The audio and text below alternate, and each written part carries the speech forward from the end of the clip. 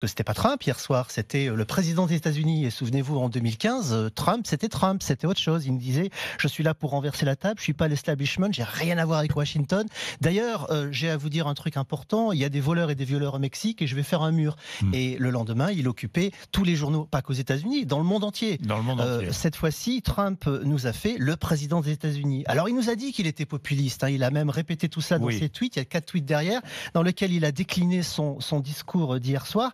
Il nous a dit, promesse tenue, bon, donc c'est un président. Ensuite, il nous a dit, l'immigration est toujours au centre, donc on s'est dit qu'il avait été converti à l'écologie puisqu'il recyclait sa campagne de 2016, mais ça s'est vite arrêté là. Et en troisième, il nous a dit, mais je vous ai rendu le pouvoir, donc il nous a dit qu'il était populiste, mais en réalité, pas du tout. Il lisait un prompteur, Trump qui sait répondre à la salle. Je me souviens, Jean-Jacques, vous m'aviez appelé quand je sortais du meeting de Trump, je vous avais dit, mais ce type est un fada, il parle avec la salle, il parle avec 25 000 personnes. Hier soir, non, c'était un type vide, lisse, il a changé. qui n'avait plus de dynamique. Il a raté son entrée en campagne, franchement. Mais bien sûr qu'il a raté.